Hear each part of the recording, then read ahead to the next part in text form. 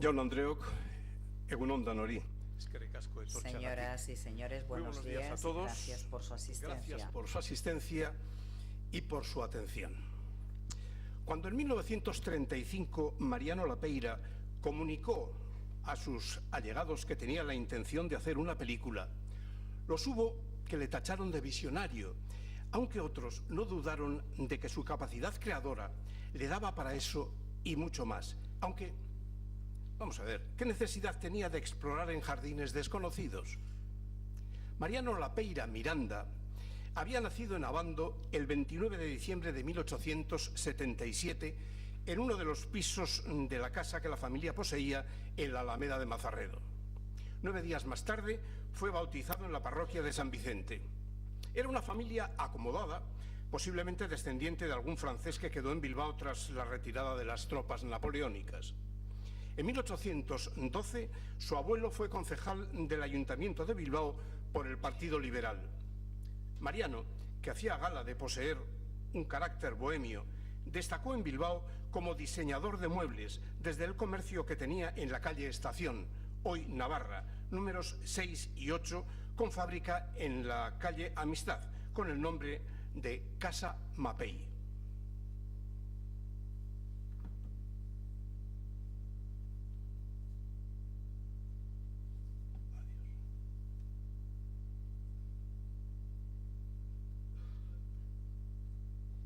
Disculpen la interrupción.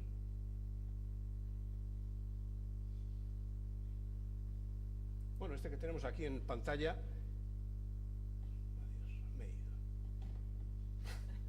Adiós, que me he ido. Este que tenemos aquí en pantalla es Mariano Lapeira. Como les decía, era un hombre de carácter bohemio. Vamos a ver si me arreglan un poco el...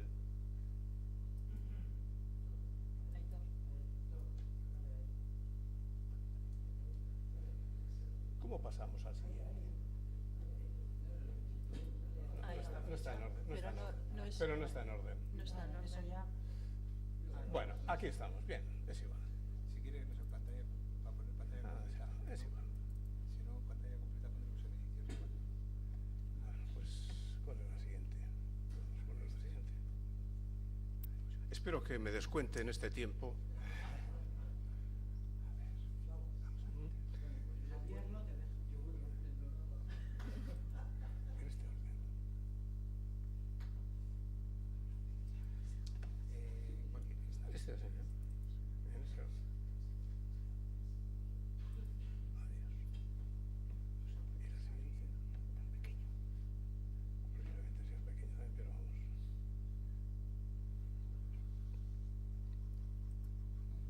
Bueno, les decía a ustedes que Mariano Lapeira, ese señor al que hemos visto hace un momento, tenía la fábrica de muebles en la calle Estación.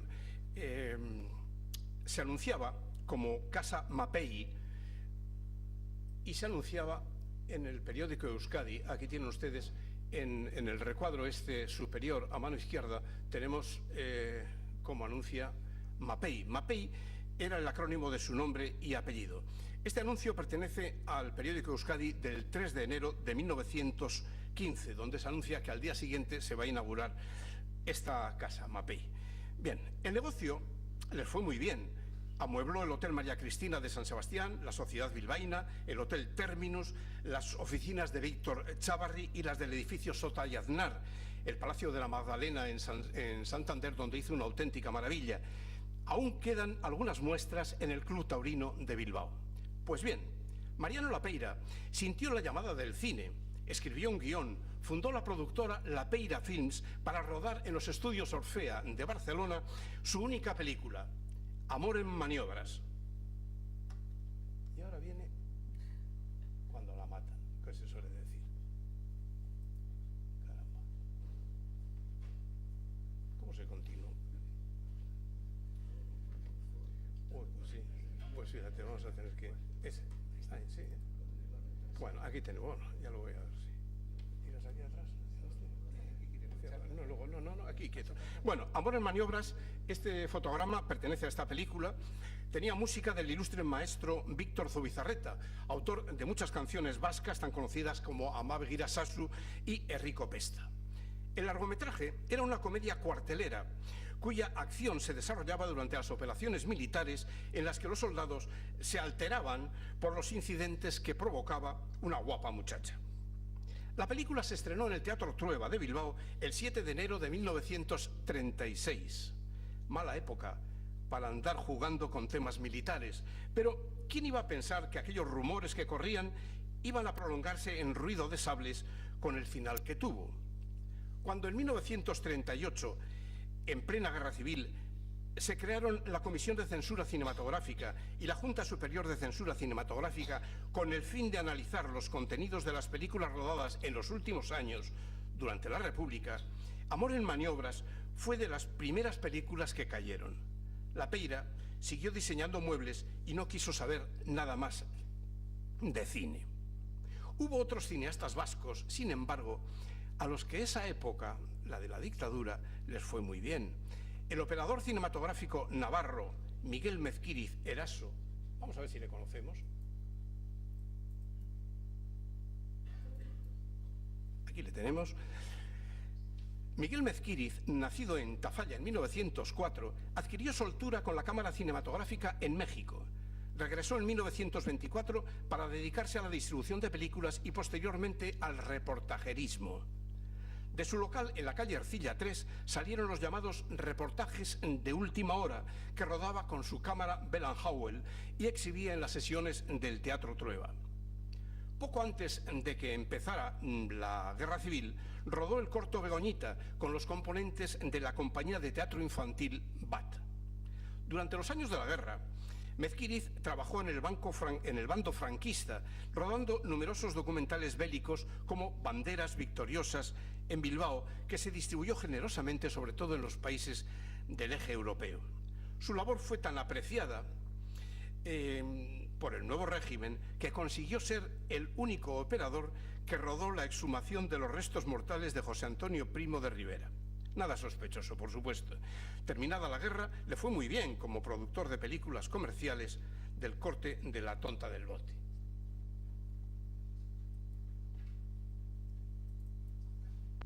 Así se anunciaba Mezquiriz en sus películas.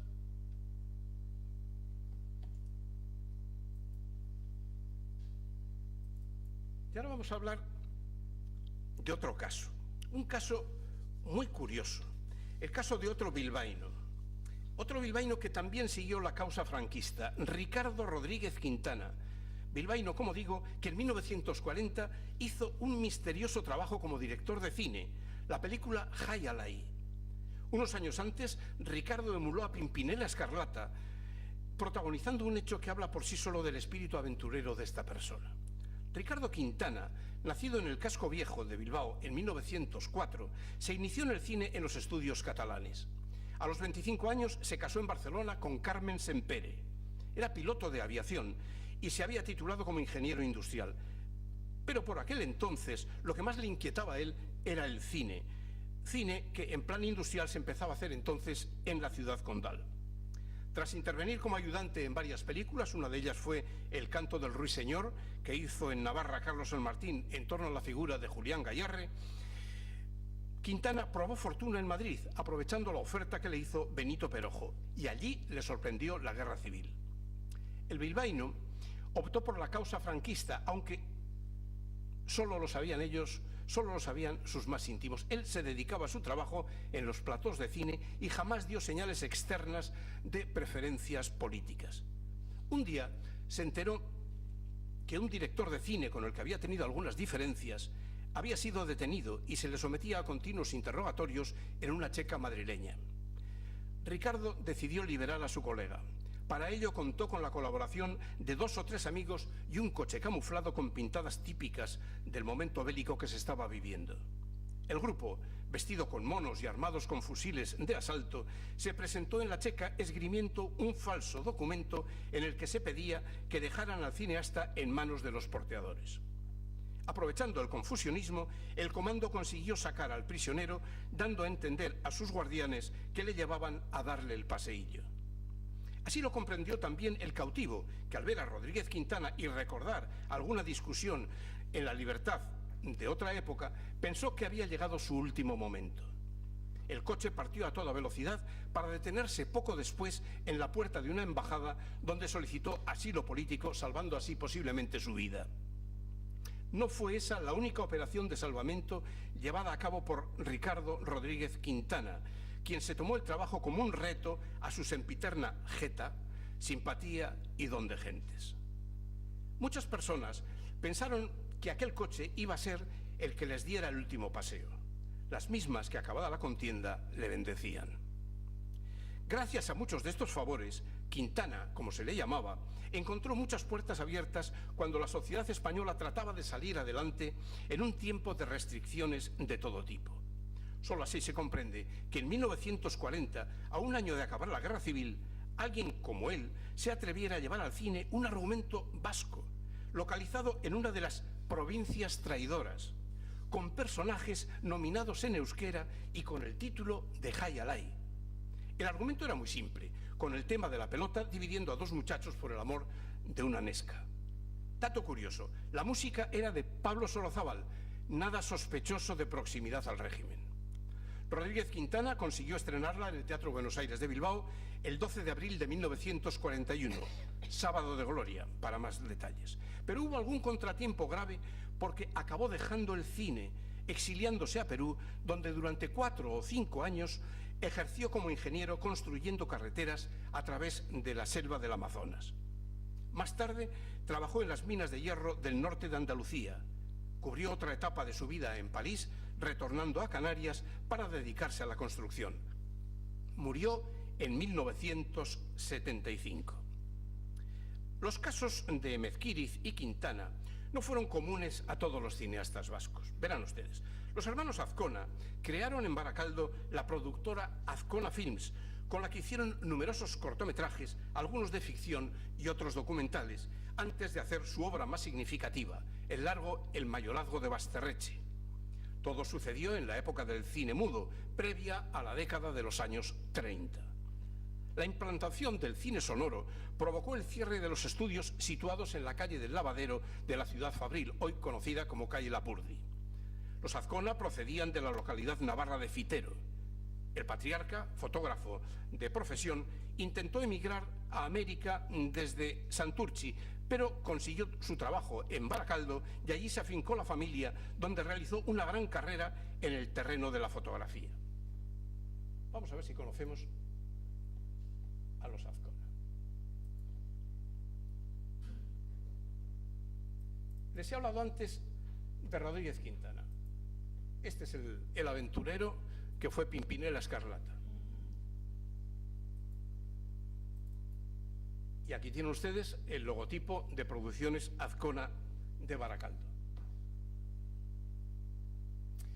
Es un gato, para diferenciarlo de la Metro-Goldwyn-Mayer, que como ustedes saben, pues es un león.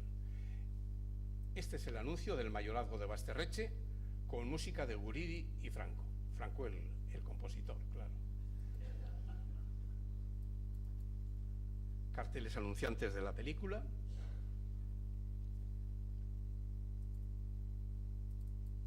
Aquí tenemos a José Chufrías y a Rosario Nogués, que eran los protagonistas de esta película. José Chufrías fue capitán de Gudaris durante la Guerra Civil. Y este es, si me permiten, Mauro Azcona. Pues bien, tras su trayectoria en el cine mudo, Mauro, el hijo mayor de la familia Azcona y cerebro de la productora, quiso seguir en esta profesión, para lo cual marchó a Madrid, que con Barcelona era donde se desarrollaba la industria. Fundó la productora Dasa, con la que hizo El amor de Juan Simón, una película de dibujos animados, para pasar seguidamente a ser ayudante de dirección del realizador alemán Harl Löser, con el que hizo Sabe o no sabe tirar y Patio Andaluz, este último trabajo, un corto protagonizado por Estrellita Castro.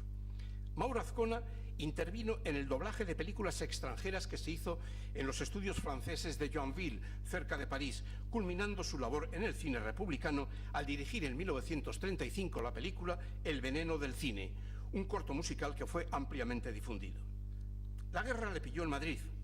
conocido por sus ideas antifascistas, fue llamado por el comisariado político del regimiento Pasionaria para que organizara la sección cinematográfica de esta unidad militar. A pesar del escaso material negativo de que dispuso, logró llevar a cabo una intensísima actividad rodando los cortos El manejo de la ametralladora, Madrid vivió la guerra, Cuando Lister llegó, Toma de Teruel, etcétera, etcétera. Films propagandísticos que tuvieron un marcado destino, tan marcado como quedó el futuro de Mauro cuando acabó la contienda bélica. Solo tenía un camino, el exilio.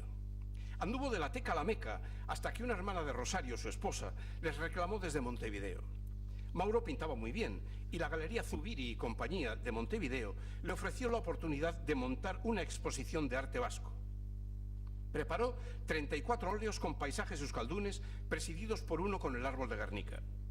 La muestra tuvo lugar del 8 al 20 de octubre de 1951 en los locales de la galería situados, hombre, también es casualidad, en la calle 18 de julio de la capital uruguaya. Posteriormente, Mauro y su esposa fueron reclamados desde la URSS por dos hijos de Rosario Nogués, la mujer de Mauro, que habían sido evacuados durante la Guerra Civil Española desde Santurchi y trabajaban allí como ingenieros. La pareja acudió al llamamiento y Mauro Azcona consiguió trabajar en el Instituto Nacional de Fotografía y Cinematografía ruso, experimentando con material en relieve, sonoro y a color. Murió el 28 de febrero de 1982, añorando siempre esta tierra, como me lo hizo saber en la correspondencia que mantuvimos. El caso de Mauro Azcona no es único en el cine relacionado con Euskadi. Fueron muchos los directores, intérpretes y técnicos que tuvieron que poner tierra de por medio ante las presiones que se hacían desde el gobierno de Franco para que no volvieran a trabajar en el cine. Francisco Camacho, el extremeño que por primera vez llevó al cine una obra de Pío Baroja, Falacaín el aventurero,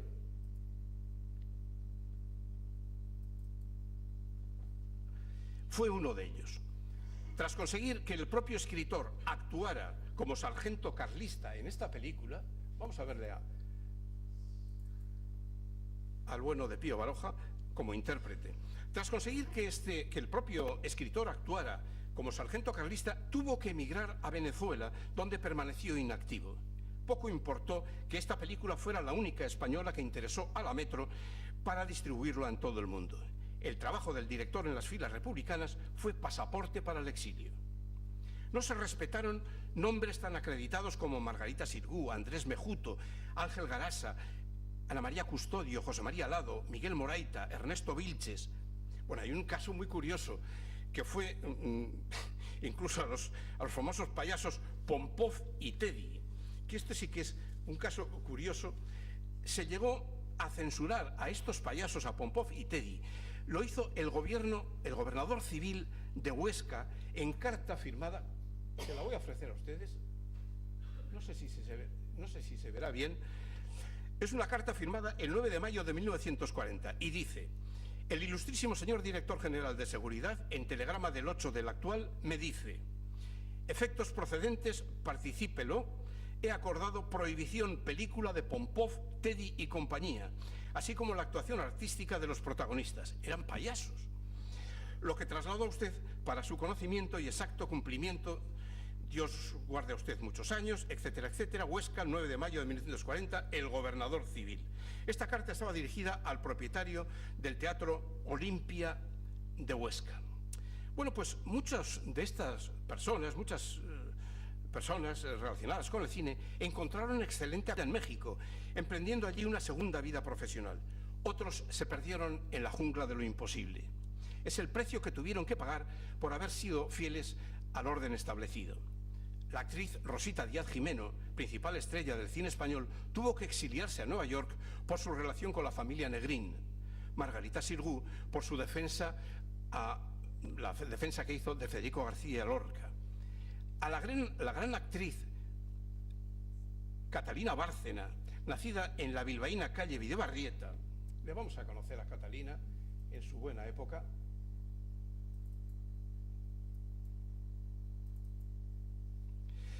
Pues bien, a Catalina Bárcena, bilbaína, le pilló el inicio de la guerra civil estando de gira por América. La Falange le incautó sus propiedades. Luis Buñuel salvó la vida gracias a la intervención de José Luis Sáenz de Heredia, familiar inmediato de José Antonio Primo de Rivera. Anteriormente, Buñuel le había dado a Primo de Rivera, a Sáenz de Heredia, le había dado la oportunidad de dirigir cine cuando era el cerebro de la productora Filmófono. El escritor oriundo vasco Eduardo Ugarte, codirector con García Lorca del grupo teatral La Barraca, se expatrió a México, donde escribió el guión de la película La monja alférez, basado en la biografía de nuestra Catalina de Erauso y que incorporaría en el cine la gran actriz María Félix. Ricardo María Urgoiti, vasco de pura cepa y republicano convencido, que colaboró con Buñuel en la productora Filmófono para hacer Don Quintín el Amargao, La hija de Juan Simón y Centinela Alerta, tuvo que exiliarse a Argentina, donde hizo cine colaborando con los exiliados. Carlos Velo, gallego, que tuvo que escapar a México, donde rodó una de las mejores películas taurinas de todos los tiempos, Torero. Hay otro caso que también es muy curioso y es digno de mención, el de Fernando Cebrián Gracia. Fernando Cebrián nació en el año 1929 en la calle Colón de la Reategui de Bilbao. La familia tuvo que exiliarse a Francia y allí se marchó su madre con los 8 chavales, con los 8 churumbeles a Francia. Tras el fin de la guerra civil regresó gracias a Nuria Espert, la actriz. Nuria Espert le incluyó en su compañía y le promocionó dentro del mundo del teatro. Ustedes seguramente recuerdan a Fernando Cebrián porque protagonizó muchos Estudios Unos, aquellos programas que hacía Televisión Española en otra época. Teatro de Siempre y todo eso. Bueno, en Estudio 1 hizo Hamlet, Sinfonía Inacabada, El Mercader de Venecia, etcétera, etcétera. Paul Newman le felicitó por su trabajo en Cerca de las Estrellas. Fernando Cebrián, al que no se le ha hecho justicia, fue un hombre luchador, progresista, inteligente y, sobre todo, cultivado. Tenemos también al prestigioso compositor Rodolfo Halfter, hermano de Ernesto, discípulo de Manuel de Falla. Su pecado fue haber aceptado en 1936 la jefatura de la sección de música de la República Española. El compositor y director de orquesta y pianista bilbaíno Severo Muguerza desarrolló su carrera cinematográfica en México. Secreto Eterno o Corazón de Mujer, como se llamó una película de Carlos Orellana, fue uno de los filmes que contaron con su música. Severo Muguerza fue el suegro del luego famoso actor Carlos Lemos. Algunos tuvieron suerte en el exilio, otros no. Sus trayectorias profesionales quedaron cercenadas. Quien sufrió más persecución abierta fue el bilbaíno Nemesio Manuel Sobrevila. Vamos a ver si le conocemos.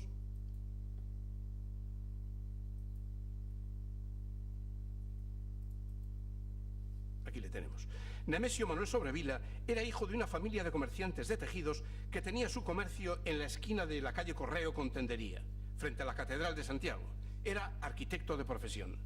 Perteneció a la Asociación de Artistas Vascos, aquella prestigiosa agrupación cultural a través de la cual propició la construcción de nuestro hoy flamante Museo de Bellas Artes de Bilbao. Bien, pues Nemesio, tentado por el mundo del arte, se inició en el cine en 1926 dirigiendo la película experimental El Sexto Sentido, protagonizada por el pintor Ricardo Baroja. Nemesio, durante la guerra, fue jefe de propaganda y prensa del gobierno vasco. Y los problemas nacieron cuando se propuso hacer una película sobre el bombardeo de Guernica. Nunca imaginó que aquel documental cambiaría su vida y la de muchos. Todo empezó cuando el 29 de abril de 1937, 2 días después del bombardeo de la Villa Foral, Agustín Ugartechea, un operador cinematográfico amateur, se plantó en Guernica con una cámara de 16 milímetros. ¿Quién era Agustín Ugartechea? Pues bien, Agustín Ugartechea y Susi, nacido en Bilbao en 1910, casado en 1930, era vecino de Guecho. Trabajaba en la empresa familiar Emica. Sabía alemán, estaba muy relacionado con los alemanes, ya que pertenecía al Deutsche Verein, al club alemán de Bilbao. También pertenecía al Bachoqui de Algorta. Fue candidato por el PNV al Ayuntamiento de Guecho en las elecciones municipales del 12 de abril de 1931. No fue elegido. Volvemos a la aventura. Agustín Ugartechea se presenta en Guernica 2 días después del bombardeo y rueda al menos 18 bobinas de película AGFA. Todavía Guernica estaba humeando. Como la compra del material fílmico incluía el revelado, las 18 bobinas fueron enviadas a los laboratorios de esta empresa en París para su positivado. Cuando lo fueron a recoger, comprobaron que el contenido de las mismas no correspondía a Guernica, sino que eran unas vistas turísticas de Italia. Les habían dado el cambiazo. Luego cayeron en la cuenta de que el hecho de que AGFA fuera una empresa alemana, hombre, pues tal vez influyera en la confusión.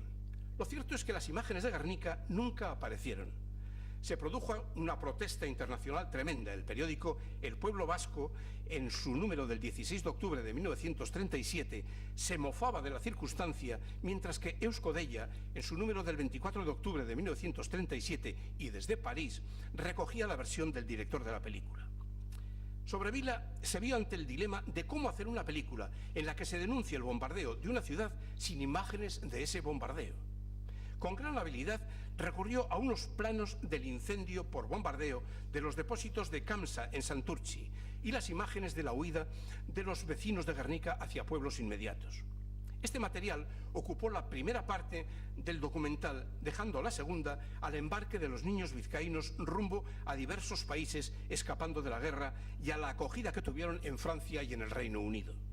La película así resultante, Guernica, de 32 minutos de duración, fue comprada por el gobierno vasco en 100.000 francos para su exhibición en centros vascos de todo el mundo, a modo de denuncia de lo que había ocurrido en Guernica y contrarrestar así la versión oficial que se estaba dando de que habían sido los propios vascos los autores de aquella destrucción. Y a partir de ese momento, pues verán ustedes, el nombre de Nemesio Manuel Sobrevila pasó a figurar en lugar predominante de la lista negra del régimen. Escapó a Francia, donde allí hizo una película, El Ay Alay, con el grupo de bailarines y de música del maestro Olaeta, porque se había puesto precio a su cabeza. Y de este país, de Francia, fue expulsado y tuvo que buscar refugio en Chile, Venezuela y Argentina, donde trabajó como arquitecto. Regresó tras 20 años de exilio, instalándose en San Sebastián, donde murió en 1969. Fue también en San Sebastián donde se destruyó el documental Euskadi, realizado en 1933 por el odontólogo Teodoro Hernandorena. Se rodó con las miras puestas en los centros vascos de todo el mundo, pero su carrera fue limitada. La única copia de la película se guardaba en los sótanos del Bachoqui de San Sebastián. Desapareció cuando entraron los nacionales en la capital donostiarra. Tal vez se pregunten ustedes, al margen de estas circunstancias, cómo el pueblo llano vivió el cambio que se estaba operando en el terreno cinematográfico. Bueno, les voy a dar a ustedes un detalle.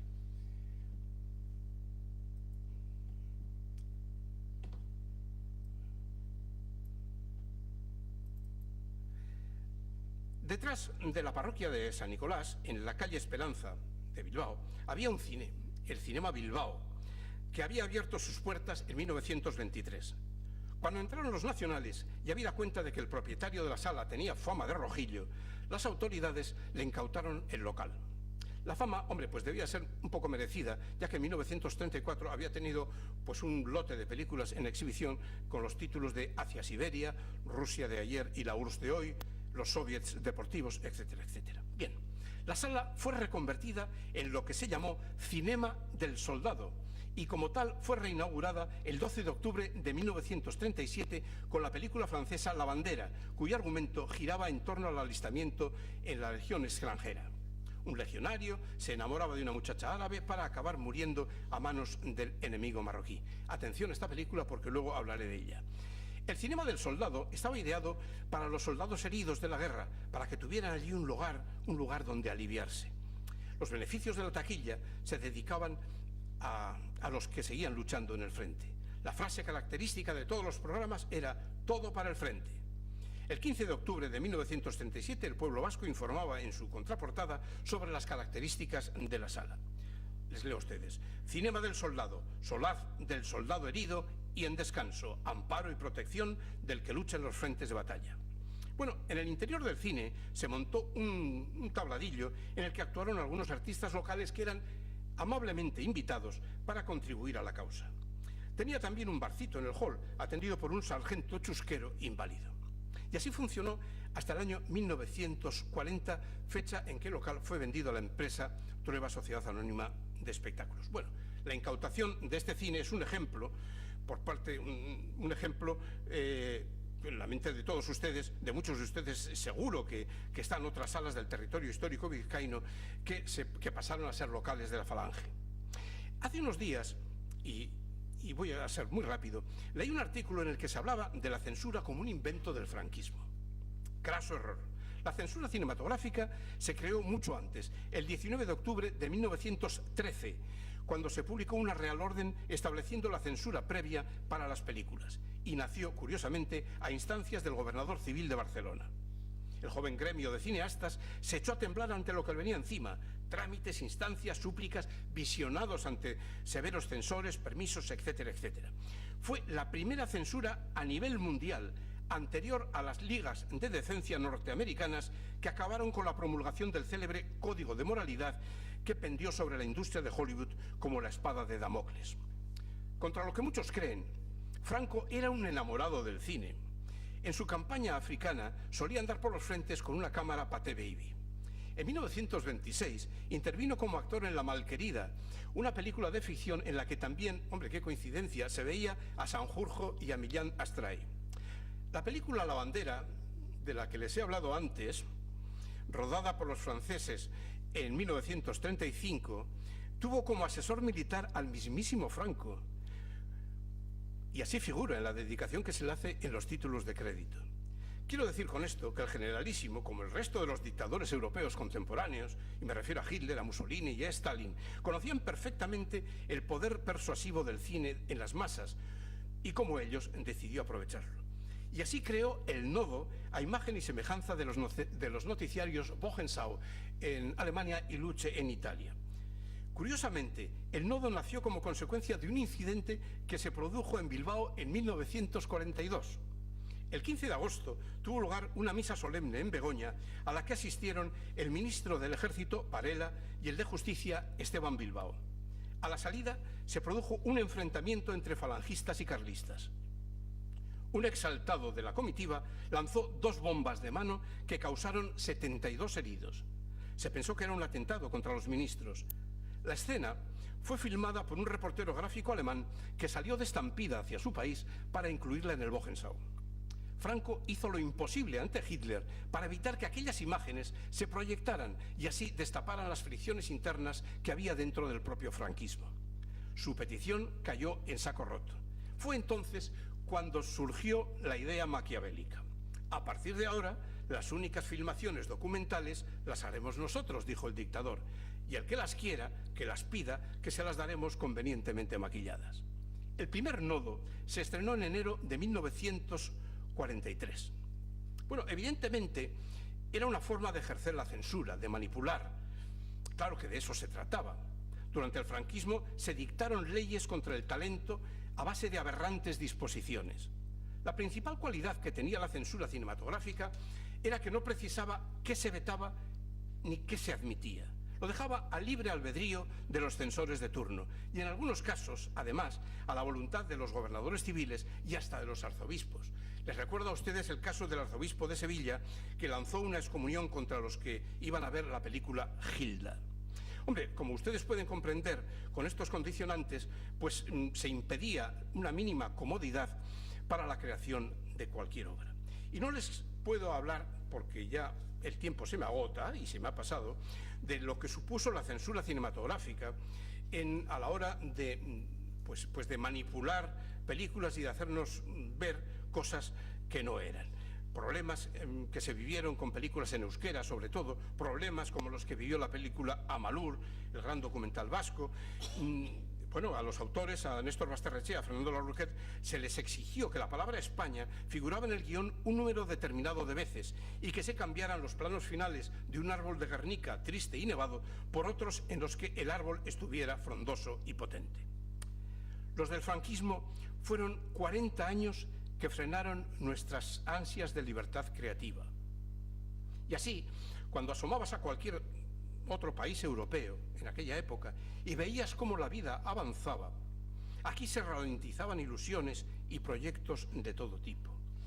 Los famosos 40 años de ventaja que nos sacaron y que nos sumieron en aquella catetada que culminó con las excursiones a Iparralde para sentir un halo de libertad, aunque fuera en la oscuridad del cine del Casino de Biarritz.